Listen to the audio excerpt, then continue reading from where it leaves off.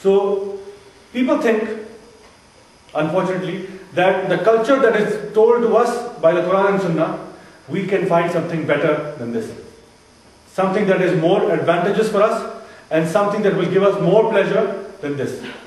We can do better. When Allah subhanahu wa ta'ala has told us that this deen has been perfected for us. And we are also told in the Quran that in the Deena in Allahi al-Islam, the only religion, the only way of life acceptable in the eyes of Allah subhanahu wa ta'ala is Islam, is submission to the will of God. Nothing else is acceptable. You go on the day of judgment and it will turn for you as Yawm al-Hasara, the day of regrets. Thinking that, I have been submitting maybe every now and then, not complete submission. It will only become for you Yawm al-Hasara, a day of regrets. Oh, too late now. What do I do? Can't go back to earth and redo things. The Sunnah, unfortunately, is abandoned in search for something better than the Sunnah. And this is also fueled by the media, which is one of the main sources of people obtaining culture today. Whatever they see, they want to adopt. People want to mimic their movie stars and pop stars and this and that, and they mimic their culture. And this un-Islamic way of life is promoted very vigorously through the media. Catwalks, fashion shows, parties, concerts, various Hindu customs and traditions that have no basis or foundation in Islam are fed to us via the TV screens, via cable TV. All the Muslims are doing it. You are the loser. Why are you not engaged in this? This is the message that unfortunately even the Muslim channels, Muslim news channels and drama channels are also propagating like anything. That all the Muslims are doing it, why are you not doing the same? And if you are not following their way of life, you are either labeled as old-fashioned or backward or even plain stupid. That he is not doing it, maybe he's stupid, maybe he's backward, maybe he's old-fashioned.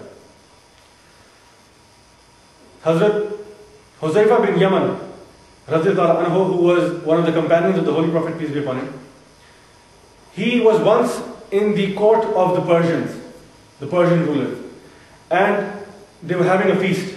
And while eating, a morsel of food slipped out from his hand and fell on the floor. And following the sunnah, because we know that we should not waste food, he picked it up and ate it. And as he ate it, one of the people staying there nudged him in a very rude way, saying that, don't you know that it is against the culture of these Persians that whatever drops on the floor, you do not pick it up? And he said, should I leave the sunnah of my beloved Rasulullah sallallahu alayhi wasallam for these fools? So who is the fool now? He said, should I leave the sunnah of the Prophet, the sunnah of the greatest man to have ever lived, for these fools? Similarly, we find, for example, that if you were in a very sort of a formal gathering, perhaps you were having lunch with the Queen, and after finishing your food, you licked your fingers like that, following the sunnah. The Queen probably would be outraged. That what on earth is this? What mannerism is this? This is the sunnah of the Prophet. Since when did you become the authority on how a person should live his life? Since when did a divine revelation come to you, O dear Queen? Something for us to think about. And the problem that we find in adopting this way of life is there are many problems that take place in society if one is to keep on following the Western culture. For example, it gives birth to a materialistic society. Everyone is concerned with the material. There is lack of respect for your parents and for the elders. There is disintegration of the family unit. Divorce rates begin to go up. And the use of drugs, alcohol and immorality becomes rampant in society as a means of just having plain old fun. So what? I'm just having fun. Surely the Creator cannot object in me having fun. Read the book. And read what the Creator wants from you. Then have an opinion. You see, the Quran and the Sunnah is like a filter for us.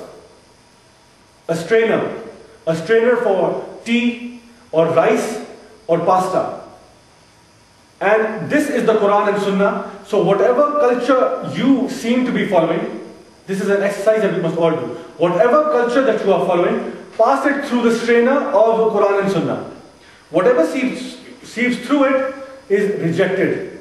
Whatever sticks in the strainer, keep it, because it is in accordance with the Quran and Sunnah.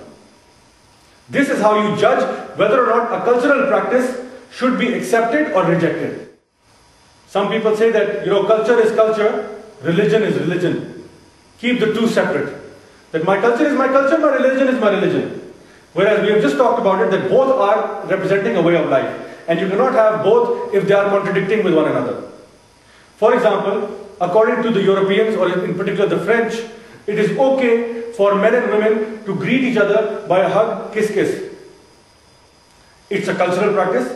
Do you think it is acceptable through the strainer of Quran and Sunnah? Absolutely not.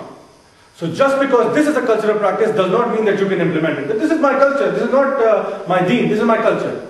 If it does not form to the norms, reject it. Similarly, the Arabs, to date, some of them have the culture of belly dancing.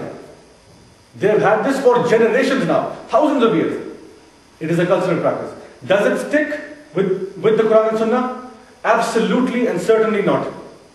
So if it is a cultural practice that goes against Quran and Sunnah, throw it aside. It is going to be something that will take you to hellfire.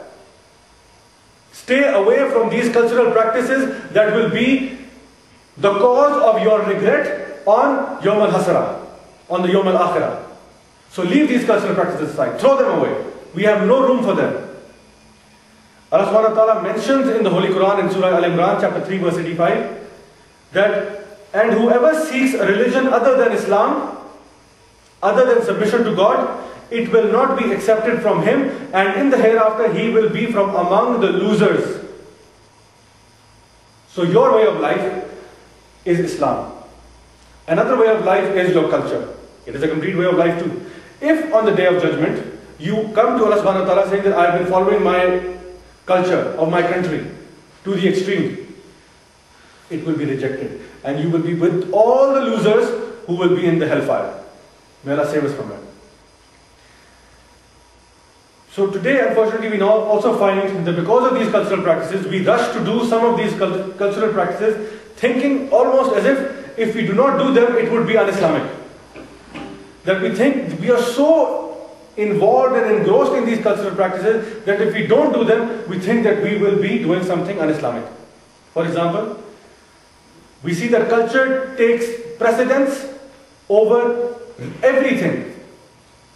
And if we are to miss one or two of the obligations of Islam because of our culture, no problem. Do the cultural thing. If you miss out on a few of the obligations, do it. This is unfortunately something we have derived out of our own minds. This is not part of the Quran. As long as we implement the culture properly, everything else can be rejected.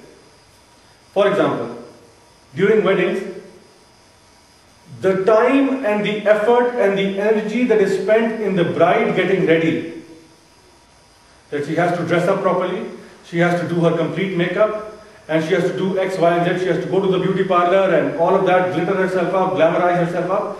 And if in the process she misses her Zohar, her Asr and her Maghrib, no problem. She's a bride. She needs to look good. People need to look at a beautiful bride. No problem. If she misses the prayer, it's okay, no problem. Where did you get it from? Who told you that this was acceptable? We find stories of the companions where they were in battle wounds and they went to the masjid to pray. Bleeding, in a state of their clothes being covered with blood. In battle wounds they went to pray to the masjid. And this is a wedding